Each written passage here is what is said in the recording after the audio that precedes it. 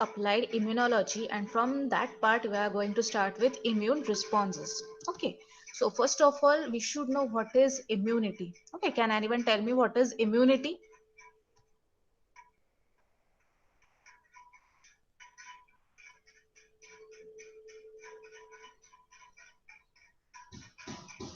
Can anyone please tell me what is immunity?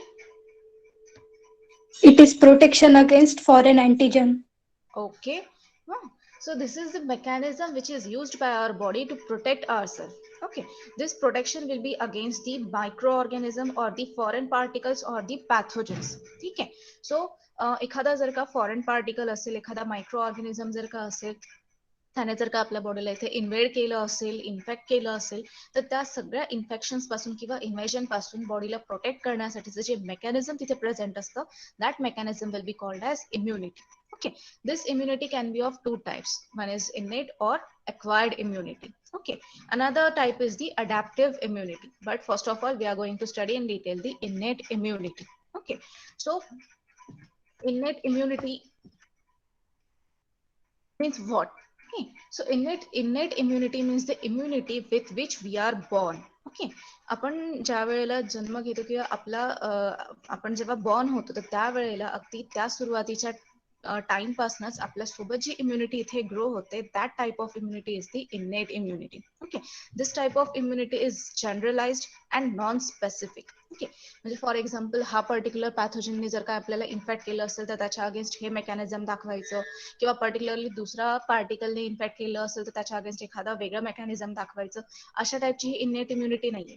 This is a generalize type of immunity. Okay, so त्या ठिकाणी कुठलंही infection झालेलं असेल तर त्याच्या अगेन्स्ट कुठलीच मेमरी ही इनेट इम्युनिटी इथे ठेवत नाही. म्हणजे फॉर एक्झाम्पल सपोज करा की आपल्या स्किनला कुठे जर का चटका बसला असेल किंवा बर्न झालं असेल, तर इथे त्या बर्नच्या अगेन्स्ट कुठली मेमरी बॉडी क्रिएट नाही करत. ओके, म्हणजे फॉर एक्झाम्पल एकदा जर का तुम्हाला कुठला जर का चटका वगैरे बसला असेल तर दुसऱ्या वेळेला असं नाही होत की पुन्हा चटका बसला आणि त्याच्या अगेन्स्ट तुम्हाला नंतर त्रासच नाही होणार. ओके, जितक्या वेळेला बॉडीला तुम्हाला तिथे ते सेम सेन्सेशन होत राहील, तितक्या वेळेला बॉडी काय करत राहील, तिथे त्याच्या अगेन्स्ट इनेट इम्युनिटी तुम्हाला तिथे दाखवत राहील.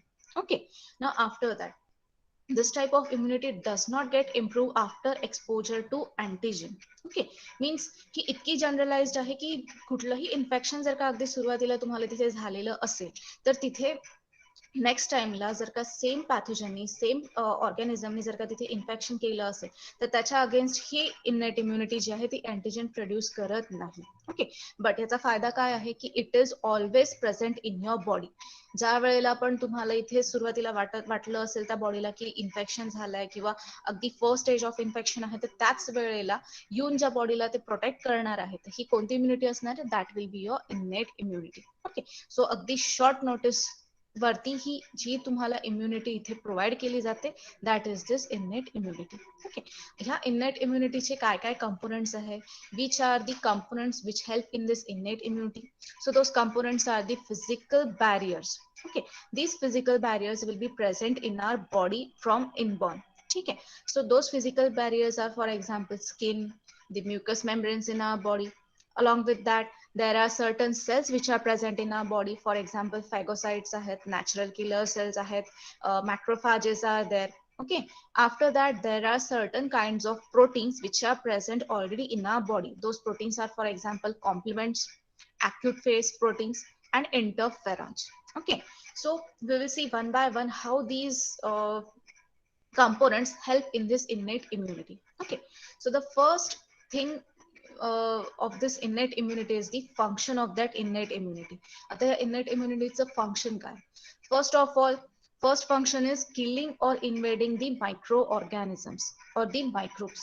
Okay, कुठलाही एखादा फॉरेन पार्टिकल असेल किंवा एखाद्या पॅथोजनने जर का इन्फेक्शन केलं असेल, ते जर का ह्या इनेट इम्युनिटीच्या सेल्सच्या आवाक्यात असेल, त्याच्या बाउंड्रीमध्ये असेल, तर डिरेक्टली त्याला जाऊन किल करण्याचं काम ह्या सेल्सचं असणार आहे किंवा इनेट इम्युनिटीचं असणार आहे. ओके, इन केस जर का इन्फेक्टिंग मायक्रो ऑर्गॅनिझम्स किंवा पॅथोजन्स खूप हाय क्वांटिटीमध्ये असतील आणि हे या इनेट इम्युनिटीच्या बाउंड्रीच्या जर का बाहेर जात असेल, तर त्यावेळेला दुसऱ्या एक्वायर्ड इम्युनिटीला किंवा अडॅप्टिव्ह इम्युनिटीला ऍक्टिव्हेट करण्याचं काम ह्या इनेट इम्युनिटीचं असणार आहे. Okay, so first of all the first function will be killing of that invading micro organisms, ते जर का त्याच्या आवाक्याच्या बाहेर असेल तर ती जी दुसरी टाईप ऑफ इम्युनिटी आहे दॅट इज अडॅप्टिव्ह इम्युनिटी, त्यांना ऍक्टिव्हेट करण्याचं काम ह्या इनेट इम्युनिटीचं असणार. Okay, now after that, now we'll see one by one the defense mechanism which is shown by our body or host defense mechanisms. Okay, so first of all आपण जर पाहिलं की आपल्या बॉडीमध्ये ऑलरेडी काही कंपोनेंट्स प्रेझेंट असतात जे की इनेट इम्युनिटी इथे शो करतात. त्यातलं सगळ्यात पहिलं कंपोनेंट आहे ते म्हणजे आउटर बॅरियर्स. ओके, ह्या आउटर बॅरियर्स मध्ये येणार skin and epithelial linings. Okay, आपल्या बॉडीच्या वरच्या साईडला जे पण एक कव्हरिंग आहे त्याला आपण इथे स्किन म्हणतो.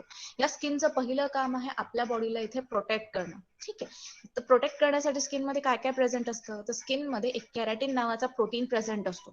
हा कॅराटीन इथे त्या स्किनला एक पर्टिक्युलर शेप देण्याचं आणि एक स्ट्रेंथ देण्याचं इथे काम करतं. ओके, आपली स्किन जर तुम्ही टच करून पाहिली असेल तर ती सॉफ्ट आहे असं आपण म्हणतो, पण ती इतकी पण सॉफ्ट नाहीये की तुम्ही टच केल्यानंतर त्याचा अर्धा पार्ट जर तुमच्या बोटावर येऊन लागून जाईल. जसं आपण सपोज केकच्या आयसिंगला टच केल्यानंतर आयसिंग जशी आपल्या बोटाला लागते, तर ती जी एक सॉफ्ट आयसिंग असते त्याच्यासारखी आपली स्किन नाहीये. आपली स्किन कशी आहे, सॉफ्ट आहे, but it is somewhat rigid also. Okay, so या रिजिडिटीचं नेमकं काम काय आहे, कुठलाही मायक्रो ऑर्गॅनिझम असेल किंवा कुठलंही दुसरं फॉरेन पार्टिकल असेल त्याला डिरेक्टली बॉडीच्या आतमध्ये न येऊ देण्याचं काम ह्या केराटिनचं असणार. Okay, along with that skin will consist or skin cells will try to secrete certain components. Those components are for example sweat and sebum. Okay, sweat मध्ये काय प्रेझेंट असतं, स्वेट मध्ये high quantity of salt present असणार आहे and that salt will be sodium chloride. Okay, sodium क्लोराईडचं काम काय आहे, ज्या वेळेला स्किन मधनं स्वेट सिक्रेट केलं जातं त्यावेळेला ह्या सोडियम क्लोराईडचा एक पर्टिक्युलर लेअर जो आहे आपल्या स्किनवरती तयार केला जातो. Okay, this quantity of salt is very much high so that any kind of microorganism which will sit on our skin will not allowed to grow there. Okay, तुम्हाला माहितीये की मायक्रो ऑर्गॅनिझम्सला ग्रो होण्यासाठी सोडियम क्लोराईड तर लागतं, पण तेच जर का हाय क्वांटिटीमध्ये त्याला दिलं गेलं तर तेच त्या ऑर्गॅनिझमसाठी कसं डिस्ट्रॉईंग म्हणून काम करू शकतं. ओके, सो हेच काम इथे स्वेट मधनं सिक्रेट केलेल्या NaClचं असणार आहे, सोडियम क्लोराईडचं असणार आहे. Okay, along with that sweat this skin will try to secrete sebum. This sebum will consist of unsaturated fatty acids. या फॅटी ऍसिड्सचं पण सेम काम आहे, आपल्या बॉडीवरती तो एक प्रोटेक्टिव्ह लेअर तिथे फॉर्म करतो जेणेकरून बाहेरून कुठलाही मायक्रो ऑर्गॅनिझम इझिली स्किनच्या आतमध्ये तिथे पेनिट्रेट नाही होऊ शकणार, तो स्किनच्या आतमध्ये तिथे एंट्री नाही घेऊ शकणार. ओके, या दोन गोष्टी जरी तो तिथे सिक्रेट करत असला तरीही त्याच्यासोबत सायमल्टेनियसली अजून एक काम त्या स्किनचं असणार आहे, that is slowing of that dead skin. Okay, आपल्या बॉडीवरती जी स्किन प्रेझेंट आहे तर त्या स्किन सेलचा एक पर्टिक्युलर लाईफ स्पॅन तिथे असणार आहे. ठीक आहे, तो लाईफ स्पॅन त्याचा कम्प्लीट झाला की ती डेड झालेली स्किन तिथनं शेड केली जाते, तिथनं ती रिमूव्ह केली जाते, so that any of the microorganism which has been able to grow on that skin will be shed off with that dead skin. Okay, कुठलाही एखादा सपोज मायक्रो ऑर्गॅनिझम आहे तो इन प्रेझन्स ऑफ NaCl आणि in presence of that sebum तिथे जरी grow व्हायला लागलं तर त्याला रिमूव्ह करण्याचं काम कोणाचं असणार आहे, या डेड स्किन सेल्सचं असणार आहे. ठीक आहे, सो ज्या वेळेला ती डेड स्किन सेल तिथनं शेड आउट केली जाईल त्याच्यासोबत तो मायक्रो ऑर्गॅनिझम जर तिथे ग्रो झाला असेल तर तो पण त्या स्किन सोबत काय होईल, तिथे शेड आउट होऊन जाईल. Okay, now after that the another outer barrier is the mucous membrane. Okay, आपण आतापर्यंत जो एक आउटर बॅरियर स्टडी केला तो होता स्किनचा, जो की बॉडीच्या बाहेरच्या साईडला प्रेझेंट आहे. आता आपण जी लाइनिंग पाहणार आहोत that will be present inside our body. Okay, so बॉडीच्या आतल्या ऑर्गन्सला किंवा आतला साईड जो आहे तर तिथे जे इंटरनल इपिथेलियल लेअर जी आहे तर त्याला आपण इथे म्युकस मेम्ब्रेन म्हणतो. Okay, this mucus membrane is present inside our nose, inside our ears, inside our mouth and तिथून आतमध्ये जे पण काही ऑर्गन्स प्रेझेंट आहेत किंवा त्याला लाइनिंग देणारे जे काही मेम्ब्रेन्स आहेत तर त्या ठिकाणी हे म्युकस मेम्ब्रेन्स प्रेझेंट आहेत. ओके, म्युकस मेम्ब्रेन वरती म्युकस सिक्रेट केलं जातं आणि त्याचे जर सेल्स तुम्ही तिथे पाहिले तर ते सिलिएटेड सेल्स आहेत. सिलिएटेड म्हणजे त्याला वरच्या साईडला फायब्रिल्स प्रेझेंट असतील. ठीक आहे, आता ह्यांचं नेमकं काम काय आहे, ह्यांचं काम आहे म्युकस सिक्रेट करणं. Okay, mucus is actually a kind of capsular material or sticky material which is secreted from this mucous membranes. Okay, यांचं नेमकं काम काय आहे, ह्यांचं काम आहे ज्या ठिकाणी पण हे म्युकस मेम्ब्रेन्स प्रेझेंट आहेत त्याच्यावरती एक प्रोटेक्टिव्ह शील्ड और प्रोटेक्टिव्ह कंपोनंट और प्रोटेक्टिव्ह लेअर तयार करणे. ठीक आहे, आता हे प्रोटेक्टिव्ह लेअरचं नेमकं काम काय असणार आहे, कुठलाही फॉरेन पार्टिकल असतात किंवा मायक्रो ऑर्गॅनिझम तिथे असतात त्याचं पहिलं काम असणार आहे ते म्हणजे attachment to that cells. Okay. जर तो तिथे सेल्सला अटॅच झाला तरच त्या सेलच्या आतमध्ये तो काय करू शकतो, एंट्री घेऊ शकतो. पण आपण जर का त्याची अटॅचमेंटच जर का अवॉइड केली तर, ठीक आहे, मग आता ते अवॉइड करण्याचं काम कोणाचं असणार आहे, ह्या म्युकसचं असणार आहे. Okay. After that there is a mucous membrane present in R stomach also. ठीक आहे. आता त्या स्टमक मध्ये हे जे काही म्युकस मेम्ब्रेन्स आहेत, तर त्या म्युकस मेम्ब्रेनचं काम काय आहे, जनरली आपण स्टडी करतो की स्टमक हे डायजेस्टिव्ह सिस्टम मध्ये येतं.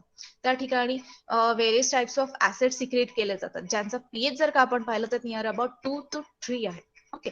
अशा ऍसिडिक पीएच मध्ये तुम्ही विचार करू शकता की टिश्यूज कसे होत असतील. ठीक आहे. पण त्या ऍसिड पासून त्या स्टमकच्या लाइनिंगचं प्रोटेक्शन करण्याचं काम कोणाचं असणार आहे, ह्या म्युकस मेम्ब्रेन्सचं असणार आहे. ओके. सो तिथे इनर लाइनिंगचं प्रोटेक्शन केलं जात आहे फ्रॉम दॅट ऍसिडिक कंडिशन्स. ठीक आहे. त्याच्यानंतर जे दुसरे सेल्स आहेत those are the M cells, तेच म्हणजे मॅक्रोफॅजेस किंवा मग मास्ट सेल्स. त्यांचं काम आहे particularly to endocytose the pathogens and presenting those pathogens to the B and T lymphocytes. ठीक आहे. बॉडीमध्ये जर कुठलंही इन्फेक्शन झालं असेल किंवा कुठलेही सेल जर का आतमध्ये एंट्री घेतली असेल त्याने, तर त्यांना एंडोसायटोज करण्याचं, एनगल्फ करण्याचं आणि त्यांना डिग्रेड करण्याचं काम ह्या एम सेल्सचं असणार आहे किंवा मॅक्रोफॅजेसचं असणार आहे. ओके. काही ठिकाणी हे डिरेक्टली त्यांना डिग्रेड करून टाकतात, तर काही ठिकाणी अडॅप्टिव्ह इम्युनिटीला इनिशिएट करण्यासाठी ह्या अँटीजन्सना प्रेझेंट केलं जाईल to the B and T lymphocytes. Okay. After that the another type of outer barrier which is present in our body is for example tears and saliva and the urinary tract. Okay. Tears and सलायवाचं नेमकं काम काय असणार आहे, tears and सलायवाचं काम आहे flushing out करणे. Okay. For example आपल्या आईज मध्ये जर कुठले पार्टिकल्स जमा झाले असतील, मायक्रो ऑर्गॅनिझम जर का इन्फेक्ट करत असतील, तर त्यावेळेला तिथे जमा होणाऱ्या त्या मायक्रो ऑर्गॅनिझम्सला फ्लश आउट करण्याचं काम त्या टीयर्स असणार आहे. ओके. त्याच्यानंतर सलायवा जी की आपल्या माउथ थ्रू सिक्रेट केली जाते, तर त्या सलायवा मध्ये काही कंपोनेंट्स प्रेझेंट असतात. For example saliva consists of lysozyme. Okay, you know that lysozyme is a, what is lysozyme?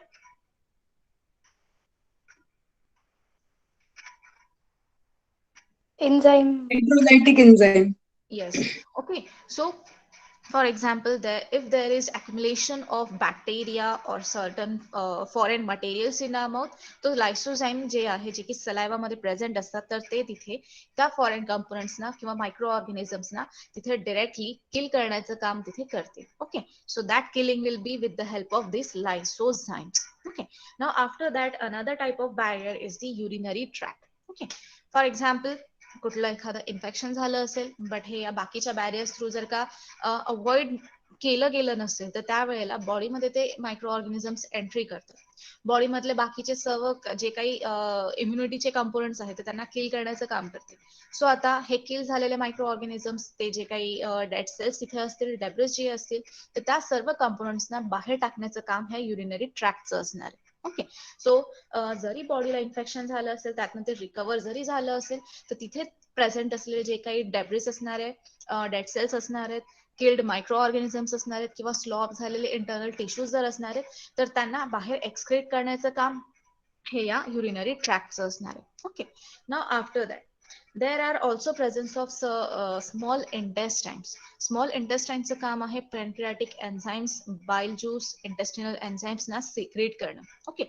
Along with that it will also secrete immunoglobulins A. Okay. So ह्यांचं काम काय असणार आहे, एक तर ह्यांचं काम आहे first of all it will digest the food particles. Okay. But along with that it will also digest the foreign materials or the microorganisms which might have been entered in our body along with that food particle. Okay. Now after that, now त्याच्यासोबतच एक दुसरं काम पण त्या small इंटेस्टाईनचं आणि त्या स्टमकचं आहे, तर ते आहे peristalsis and loss of columnar epithelial cells. ठीक आहे. जे पण काही आपले इंटरनल टिश्यूज आहेत, इंटरनल ऑर्गन्स आहेत, तर त्यामध्ये पेरिस्टाल्सिस आणि त्याची जी काही एपिथेलियल लेअर आहे त्यांना स्लो ऑफ करण्याचं काम इथे कॅरी आउट केलं जातं. ओके. सो आपण जर का आपला इसोफॅगस स्टडी केला, किंवा मग इंटेस्टाईनची लेअर जर का तिथे स्टडी केली तर त्या ठिकाणी जे सेल्स प्रेझेंट असतात तर ते नियर अबाउट 2 to 5 डेज नंतर काय केले जातात, ती सेल जी आहे ती लेअर जी आहे तिथे शेड केली जाते किंवा स्लो ऑफ केली जाते. ओके, आता हे कशासाठी? फॉर एक्झाम्पल एखाद्या मायक्रो ऑर्गॅनिझमने जर का इन्फेक्शन केलं असेल, तो जर का त्या ठिकाणी त्या सेल्स वरती ग्रो होत असेल तर त्या ठिकाणी मायक्रो ऑर्गॅनिझमला डिरेक्टली रिमूव्ह करणं पॉसिबल होत नाही. मग काय करा, त्या लेअरला तिथनं कम्प्लिटली स्लो ऑफ करून द्या, त्या जागी नवीन सेल्सला काय करा तिथे ग्रो करा. ओके, सो अशा पद्धतीने तिथे जर का इन्फेक्शन झालेलं असेल तर तिथल्या सेल्सला काय केलं जातं, स्लो ऑफ केलं जातं after each and every 2 to 5 days. Okay, so these are the types of host defense mechanism which are present in the innate immunity. Okay, आता ह्याच्यानंतर आपण ह्या ओव्हरऑल होस्ट डिफेन्स मेकॅनिझम मधला एक पार्ट थोडा detail मध्ये study करणार आहोत, and that part is the phagocytosis. Okay, but first of all we should know what are the components which are involved in this phagocytosis procedure. Okay, so त्यासाठी आपण study करणार आहोत first of all phagocytic cells. ठीक आहे, so what are these phagocytic cells? Phagocytic cells are the cells which carry out the phagocytosis. Okay, this phagocytosis will be of bacteria, certain foreign materials, and certain cells which are dying. Okay, this phagocytosis is carried out for the protection of our body. Okay, मग कुठे present असतात phagocytes? These phagocytes are present in our blood. Okay, so these are the type of white blood cells which are present in our normal blood. Okay, आपण आतापर्यंत जी काही इनेट immunity study केली आहे, त्या इनेट immunity मधला जो की एक इम्पॉर्टंट की कंपोनंट आहे, तो की कंपोनंट आहे आपला हा फेगोसायटिक सेल्स. ठीक आहे, मग कोणते कोणते फेगोसायटिक सेल्स आपल्या बॉडीमध्ये प्रेझेंट असतात? There are actually 3 main types of phagocytes which are present in our body. Okay, the first type consists of monocytes and macrophages. The next group consists of the granulocytes, and the third group consists of the dendritic cells. Okay, now we will see each and every type of cell in somewhat detailed manner. Okay, now after that, so आतापर्यंतचा जो part आपण study केला तो लक्षात आलाय का सगळ्यांना? माझी स्पीड व्यवस्थित वाटतेय सगळ्यांना? Yes, ma'am. Yes, ma'am. Okay, okay. So now we will study the Yes. phagocytic. Yeah, yes. Is there any query in that part? Okay, okay, so we will continue. So now we will see the first phagocytic cell which is present in our blood. Okay, so the first type of cell is the monocytes. These monocytes are generally present in our bloodstream. Okay, जे आपण म्हणतोय की bloodstream मध्ये red blood cells असतात, white blood cells असतात, तर त्यापैकी जे काही white blood cells आहेत त्यापैकी एक प्रकार जो आहे तो आहे आपला मोनोसाइट्सचा. ओके, हे मोनोसाइट्स जे आहेत ते आपल्या ब्लड सोबत थ्रू आउट बॉडी मध्ये सर्क्युलेट होत राहतात. ठीक आहे, मग आता हे सर्क्युलेट होतात, मग आता ह्यांचं नेमकं काम काय आहे? त्या ब्लड ज्या ज्या पार्ट मधनं तिथे सर्क्युलेट होतंय तिथल्या टिश्यूजना तिथे मेंटेन करण्याचं काम किंवा मग त्या टिश्यूज मध्ये इन्फेक्शन झालंय की नाही हे पाहण्याचं काम ह्या मोनोसाइट्सचं असणार आहे. ज्या ठिकाणी त्याला इथे टिश्यूज इन्फेक्ट झालेले दिसतील किंवा त्याचं इन्फ्लेमेशन झालेलं दिसेल, लागलीच हे मोनोसाइट्स काय करतात, त्या ब्लड फ्लो मधनं निघून त्या टिश्यू मध्ये तिथे ते एंटर करतात आणि तिथे जाऊन ते काय करतात, फेगोसायटोसची सायकल त्यांची ती कॅरी आउट करते. ओके, त्यांचं स्ट्रक्चर जर का पाहिलं, the structure of this monocyte is actually shown in this figure as you can see. Okay, so हे जे बाकीचे cells आहेत those are the red blood cells and this is the cell which is called as the monocyte. Okay, as you can see here it is the largest type of phagocyte. Okay, ह्याचा shape जो आहे तो normal बाकीच्या cells पेक्षा थोडासा मोठा आहे, therefore it will be called as the largest type of phagocyte. Okay, now this monocytes can be identified with the help of its nucleus. Okay, cells ला जर का तुम्ही इथे स्टेन केलं मिथिलिन ब्लूनी किंवा मग पर्टिक्युलर जे की स्टेन्स आहे जे की ब्लड सेल्स ना आपण स्टेन करण्यासाठी वापरतो, तर त्याच्यामध्ये तुम्हाला दिसेल after staining the nucleus of this monocyte will be a kidney shape. Okay, आता ऍक्च्युअली इथे तो किडनी शेप दिसत नाहीये, पण generally monocyte consist of A nucleus which is kidney bean shaped. Okay, now after that this type of macrophages are present in each and every type of the tissue. Okay, ज्या पण ठिकाणी हे blood flow केलं जातंय, ज्या पण tissues मध्ये हे ब्लड फ्लो असणार त्या ठिकाणी हे मॅक्रोफाजेस प्रेझेंट असणार. ठीक आहे, now after that we will see the monocytes. हे मोनोसाइट्स जे की डिफरन्शिएट होतात. ओके. जर मोनोसाइट्स सध्या नॉर्मल ब्लड फ्लो मध्ये प्रेझेंट असेल तर ते नॉर्मल मोनोसाइटच्या फॉर्म मध्ये राहणार. पण ज्या वेळेला त्याला एखादं इन्फेक्टेड टिश्यू इथे मिळतो आहे, त्याला जे सिग्नल्स इथे मिळतात त्यानुसार काय होऊ शकतात, हे मोनोसाइट्स मॅच्युअर झाल्यानंतर तिथे डिफरन्शिएट होऊ शकतात. Okay. So these monocytes can differentiate into macrophages and it also can differentiate into certain dendritic cells. Okay. मग नॉर्मल इन्फेक्शन असेल, कुठला टिश्यू त्याला इन्फेक्टेड झालेला जर का दिसत असेल तर त्या ठिकाणी मोनोसाइट्स एंट्री घेतात मॅक्रोफॅजेसच्या फॉर्म मध्ये, आणि तिथनं जे काही फॉरेन पार्टिकल्स असतील किंवा मायक्रो ऑर्गॅनिझम असेल तर त्याला तिथनं फेगोसाइट करण्याचं काम ह्या मोनोसाइट्स असणार आहे. ह्याच मोनोसाइट्सना जर का एखादा पर्टिक्युलर सेट ऑफ सिग्नल तिथे मिळाला, फॉर एक्झाम्पल एखादा स्पेसिफिक मायक्रो ऑर्गॅनिझम आहे त्याने जर इथे इन्फेक्शन केलं असेल आणि त्याच्या थ्रू जर का काही पर्टिक्युलर सिग्नल्स याला मिळत असतील, तर अशा वेळेला हे मोनोसाइट्स डिफरन्शिएट होतात to form a dendritic cells. Okay. So अशा पद्धतीने हे मोनोसाइट्स डिफरन्शिएट होऊ शकतात into the macrophages and into the dendritic cells. Okay. Now after that, the another type of cell is the macrophages. Okay, जे की आपण आताच स्टडी केलं, मोनोसाइट्स जर का इथे डिफरन्शिएट झाले तर ते इथे मॅक्रोफॅजेस मध्ये कन्वर्ट होऊ शकतात. Now these macrophages will be found in the particular tissues. Okay.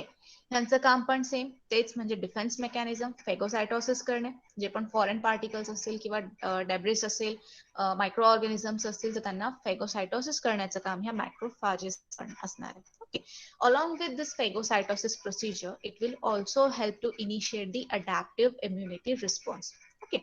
Suppose करा एखाद्या पर्टिक्युलर पॅथोजनने इथे इन्फेक्शन केलेलं आहे, बट त्यांना एनगल्फ करण्याचं काम किंवा फेगोसायटोसिस करण्याचं काम ह्या मॅक्रोफॅजेसचं आहे. पण क्वांटिटी जर का त्या मायक्रो ऑर्गॅनिझमची खूप जास्त असेल तर त्या ठिकाणी फक्त मॅक्रोफॅजेस ते काम कॅरी आउट नाही करू शकणार. सो त्यांना काही सपोर्टिव्ह सेल्स तिथे रिक्वायर्ड असणार आहे, सपोर्टिव्ह इम्युन सिस्टम तिथे रिक्वायर्ड असणार आहे. सो त्या सपोर्टिव्ह इम्युन रिस्पॉन्स ना तिथे ऍक्टिव्हेट करण्याचं काम कोणाचं असणार आहे, तर ह्या मॅक्रोफॅजेसचं असणार आहे. And how it will initiate that adaptive response? It will just phagocytose or just engulf that antigen. It will degrade that type of components and present that antigen to the T cells. Okay. Now after that these T cells will initiate the adaptive immunity responses. Okay. So बाकीचे जे पण काही दुसरे ऍसेसरी components आहेत त्यांना तिथे बोलवून घेण्याचं काम किंवा त्यांना इनिशिएट करण्याचं काम ह्या मॅक्रोफॅजेसचं असणार आहे. Okay. So you can see here the example of that macrophages. This is actually a tissue. Okay. हा टिश्यू आहे लिव्हर सेलचा. त्या लिव्हरच्या त्या टिश्यू मध्ये पर्टिक्युलरली तुम्ही पाहू शकता की ही त्या टिश्यूची लाइनिंग आहे. ओके. ह्या खालच्या साईडला पण ती लाइनिंग प्रेझेंट आहे. त्याच्या आतला पार्ट जो तुम्ही तिथे पाहताय तिथे हे cells present आहे. Okay, so these are the macrophages which are present in the hepatic cells or liver cells. Okay, आता हे जे मॅक्रोफॅजेस आहेत जे की पर्टिक्युलरली एखाद्या टिश्यू मध्ये तुम्हाला मिळू शकतात, तर according to the location of that macrophages, according to the tissue of that macrophages, those are named there. Okay. मग कोणत्या एरियामध्ये किंवा कोणत्या टिश्यू मध्ये ते मॅक्रोफॅजेस प्रेझेंट आहेत त्यानुसार त्यांना तिथे पर्टिक्युलरली नेमिंग केलेलं असणार. ओके. मग कोणते हे मॅक्रोफॅजेस आहेत? For example, if these macrophages are present in liver cells, those will be called as Kupffer cells. If these macrophages are present in brain, those will be called as microglial cells. Macrophages present in lungs will be called as alveolar macrophages and so on.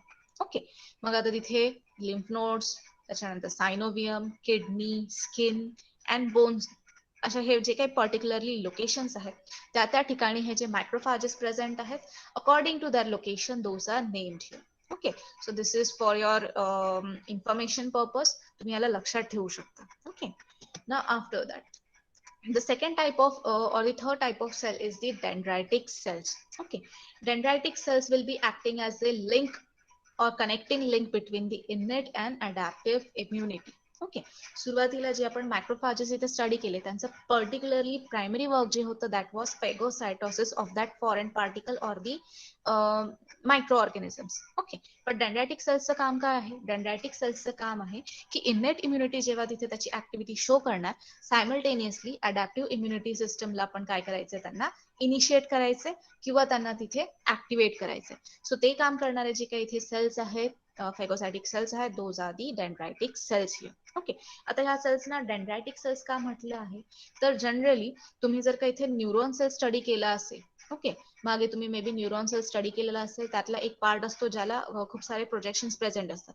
The area of that nerve cell will be called as a dendritic part of that nerve cell. Okay, त्याला असे hair like projections present असतात. तसेच ह्या सेल्सला पण hair like projections present असतात, जे की त्याचा व्हॉल्यूम रेशो तिथे इन्क्रीज करतात.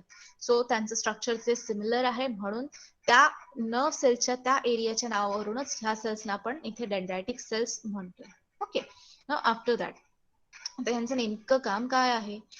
All those immature dendritic cell will travel in the bloodstream. Okay, ह्यांचं काम आहे first of all blood stream मधनं ट्रॅव्हल करणं.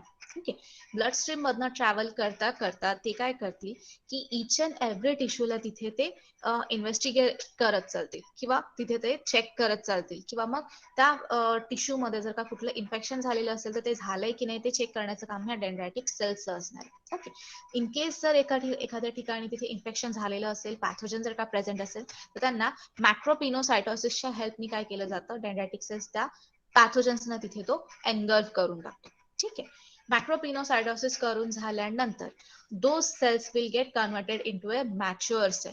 ठीक आहे, आफ्टर maturation those cell will be traveling to the peripheral lymph organ or lymphoid organ, and there it will present those antigens to the T cell. Okay, आता ह्यांचं simple काम काय आहे? ह्या डेंड्रायटिक सेलचं सगळ्यात मेजर काम आहे ते म्हणजे ब्लड स्ट्रीम मधनं फ्लो करत राहणे. फ्लो करत असतानाच आजूबाजूच्या टिश्यू मध्ये कोणी फॉरेन पार्टिकल आहे की नाही हे ते चेक करत राहणे. जर त्याला एखादा फॉरेन पार्टिकल सापडला तर त्याला तो पिनोसायटोसिसच्या हेल्पनी एनगल्फ करतो. After that it will get converted into a mature dendritic cell. Okay, ज्या वेळेला तो नॉर्मली ब्लड मध्ये फ्लो होणार आहे त्यावेळेला तो इमॅच्युअर डेंड्रायटिक सेल मध्ये असणार. ज्या वेळेला तो एखाद्या पॅथोजनला तिथे एनगल्फ करतो त्यावेळेला तो कन्वर्ट होतो मॅच्युअर डेंड्रायटिक सेल मध्ये. ठीक आहे, so at this point it will get converted into a mature dendritic cell, and now the function of that mature dendritic cell will be to activate the adaptive immune response. कसं तो करणार? मग blood flow मधनं निघून तो lymphoid organs कडे जाणार. Lymphoid organs कडे जाऊन त्याने जे पण पॅथोजन तिथे एनगल्फ केलं आहे त्यातला जो काही अँटीजन तिथे असणार आहे त्या अँटीजनला प्रेझेंट करण्याचं काम ह्यांचं असणार आहे. Okay, so here those antigens will be represented to the T cells, and now these T cells will activate their adaptive immunity response. Okay, so this is the particular function of this dendritic cells. After that, the next type of cell is the granulocytes. So these granulocytes are actually the group of cells. Okay, these group of cells consist of dense granules in their cytoplasm. Okay, so blood ज्या वेळेला तुम्ही इथे check करता त्यामध्ये जेव्हा आपण त्याचं काय म्हणता येईल त्याचं स्टेनिंग वगैरे केल्यानंतर असे काही सेल्स तुम्हाला मिळतात ज्यांच्या सायटोप्लाझम मध्ये डेन्स ग्रॅन्युल्स प्रेझेंट असतात. Those cells will be called as here granulocytes. So this granulocyte is a group of cells which consist of neutrophils, eosinophils and basophils. Okay, हे तिन्ही फेगोसायटिक सेल्स आहेत, बट त्यापैकीही सगळ्यात major फेगोसायटिक activity दाखवणारा जो sale आहे that is the neutrophils. Okay, so these neutrophils are present in abundant quantity in the blood. Okay, this can be identified with the help of granular cytoplasm. Okay, आता या बाकीच्या cells मध्ये पण थोड्या प्रमाणात ग्रॅन्युलर कंपोनेंट्स प्रेझेंट असणार आहेत, but in case of neutrophils the granules are present in very high quantity. Okay, दुसरं आपण याचे आयडेंटिफिकेशन करू शकतो with the help of its nuclei. Okay, so the nucleus of this neutrophil will be lobulated. Okay, छोटे छोटे लोब्युल्स जे form केले जातात, म्हणजे काही ठिकाणी ते न्यूक्लियस जाड असेल, काही ठिकाणी it will be in narrow condition.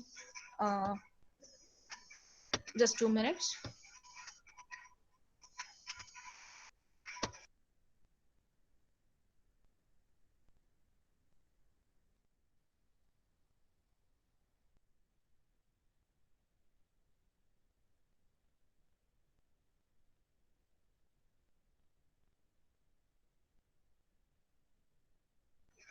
Okay, sorry for the interruption. Okay, so these neutrophils can be identified with the help of their granular cytoplasm, and along with that you can also identify them with the help of their nucleus. Okay, so the nucleus of these neutrophils will be lobulated. Okay, there will be 2 to 5 lobules present in that nucleus. म्हणजे for example तो nucleus जर आपण इथे consider केला तर काही ठिकाणी तो थोडा जाड असेल, काही ठिकाणी त्याचा पार्ट थोडासा नॅरो असेल, पुन्हा थोडासा एक मोठा लोब्यूल तिथे प्रेझेंट असेल, again there will be kind of narrow area in that nucleus. Okay, असे जे काही सेल्स तिथे असणार आहेत त्यांना आपण म्हणतो न्यूट्रोफिल्स. ठीक आहे. So these are found in the blood stream, but when there is type of infection, जर का तिथे अक्यूट फेज ऑफ इन्फेक्शन असेल तर त्या ठिकाणी काय केलं जातं, इन्फ्लेमेटरी सेल्स रीच होतात किंवा मग त्या ठिकाणी इन्फ्लेमेटरी सेल्स येऊन त्यांचं प्रायमरी वर्क तिथे करायला लागतं. त्या इन्फ्लेमेटरी सेल्सना तिथे ऍक्टिव्हेट करण्याचं काम किंवा त्यांना जाऊन तिथे सिग्नल देण्याचं काम कोणाचं असणार आहे, ह्या ग्रॅन्युलोसाइट्सचं असणार आहे. ठीक आहे. नाउ आफ्टर दॅट, आता हे सेल्स आपले स्टडी करून झालेले आहेत. आता त्याच्यानंतर आपल्याला पाहायचे actual phagocytosis procedure. Okay, so up till now we have studied the phagocytic cells. त्यामध्ये कोणाला काही क्वेरीज आहेत का? No ma'am. नाही ma'am. No ma'am. No okay, ma'am. माझी स्पीड व्यवस्थित आहे का की फास्ट होत आहे? बरोबर आहे मॅम. व्यवस्थित आहे. ठीक आहे ना. व्यवस्थित मॅम. काय म्हणताय कोणी? चांगलं आहे मॅम, समजतंय सगळं. व्यवस्थित ना, नाहीतर मग मला म्हणाल समजतंय समजतंय पण त्याच्यानंतर मॅम आम्हाला काहीच नाही समजलं, असं नका करू. ठीक आहे.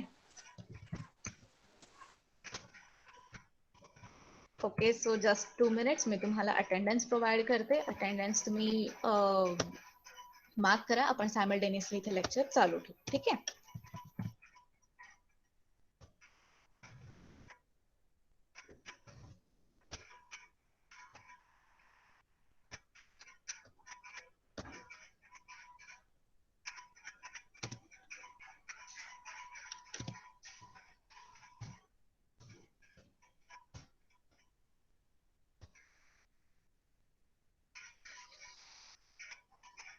Okay, so everyone has got the attendance. Yes ma'am. Okay, अटेंडन्सला मार्क करत चला. आपण आपलं थोडं 1-2 मिनिटं लेक्चर कंटिन्यू करूया. तुमचा वेळही ऑलमोस्ट असा संपत आलेला. Okay, so we are going to study here now the phagocytosis procedure. Okay, so what does mean by phagocytosis? Phagocytosis is a complex process which is carried out in our body with the help of innate immunity or the type of cells which we have studied up till now. Okay, the process will be ingestion and elimination of pathogens. Okay, but along with that elimination of pathogens or foreign materials, it will also help in the elimination of apoptic cells or died cells. Okay, so बॉडीमध्ये enter झालेले जे काही pathogens आहेत, micro organisms आहेत, foreign components असतील, तर त्यांना ingest करून त्यांचं डायजेशन करून त्यांना डिग्रेड करून बाहेर एलिमिनेट करण्याचं काम जे आहे, तर ही जी एक ओरल प्रोसिजर आहे त्या प्रोसिजरला आपण म्हणतो इथे फॅगोसाइटोसिस. ठीक आहे. मग आता फॅगोसाइटोसिस फक्त ह्या फॉरेन पार्टिकल्सच होतं का, फक्त मायक्रो ऑर्गॅनिझम्सच होतं का, किंवा डेड सेल्सच होतं का? तर नाही. तर along with that, this phagocytosis will be also eliminating the apoptic cells. Okay, आपण म्हणतो की बॉडी मधले जे काही सेल्स आहेत, मध्ये कुठले पर्टिक्युलर टिश्यूचे असतील, कुठले इनर लाइनिंग जे असतील, तर ते काय केले जातात, तिथे स्लो ऑफ केले जातात किंवा मग शेड केले जातात. ठीक आहे. मग त्या सेल्सना आपण बाहेर काढण्याचं काम कोणाचं असणार आहे, ह्या फॅगोसाइटोसिस प्रोसिजरचं असणार आहे. ठीक आहे. नाहीतर काय होत राहील, आपण म्हणतोय की आतमध्ये सपोज इन्फेक्शन झालंय, टिश्यू स्लो ऑफ होतो आहे, एखादा डेड सेलचा लेअर तिथे रिमूव्ह केला जातोय. ठीक आहे. पण मग तो तिथे रिमूव्ह केल्यानंतर तो तिथेच राहील का? नाही, त्यांना तिथनं बाहेर काढायचं. ठीक आहे. ते बाहेर काढण्याचं काम जे आहे ते फॅगोसाइटिक सेल्स करतील, and that phagocytic cell will carry out the phagocytosis of that type of cells also. ठीक आहे. मग आता ह्या प्रोसिजर मध्ये काय काय स्टेप्स आहेत? This phagocytosis procedure involves 4 different steps. The first step is the recognition of the target particle. Here target particle will be any kind of cell, microbial cell, foreign particle, apoptic cell or dead cell. Okay, मग हा target particle कोणीही असू शकतो. So सगळ्यात पहिलं काम आहे की ह्या टार्गेट पार्टिकलला इथे रिकॉग्नाइज करणं. ठीक आहे. After that next procedure will be signaling to activate the internalization of that machinery. म्हणजे टार्गेट पार्टिकलला तुम्ही तिथे रिकॉग्नाइज तर केलंय, पण त्याला त्या फॅगोसाइटिक सेलच्या आतमध्ये इंटरनलाइज करण्याचं काम हे म्हणजे सेकंड स्टेप असणार आहे. Third step will be formation of a phagosome. Okay, पार्टिकलला एनगल्फ केल्यानंतर किंवा इंटरनलाइज केल्यानंतर जो एक स्ट्रक्चर फॉर्म होतं त्याला म्हणतात phagosome. Okay, After that, the fourth step will be formation or maturation of a phagolysosome. Okay, ज्या वेळेला ह्या फेगोसोम सोबत एक लायसोसोम व्हॅक्युअल येऊन तिथे कनेक्ट होतो किंवा तिथे जेव्हा ते एकमेकांसोबत मर्ज होतात त्यावेळेला त्या स्टेपला म्हटलं जातं phagolysosome maturation step. Okay, so now we have to study each and every step in detail. ठीक आहे, बट ह्या स्टेप्स आपण स्टार्ट करूया तुमच्या नेक्स्ट लेक्चरमध्ये. ओके, सो आतापर्यंतचा पार्ट सगळ्यांना व्यवस्थित लक्षात आला? Yes. Yes, ma'am. Yes, So, ma'am. तुम्ही अटेंडन्स जर का मार्क केली असेल तर तुम्ही मीटिंग लीव्ह करू शकता. बाकीचा पार्ट आपण नेक्स्ट लेक्चर मध्ये कंटिन्यू करूया.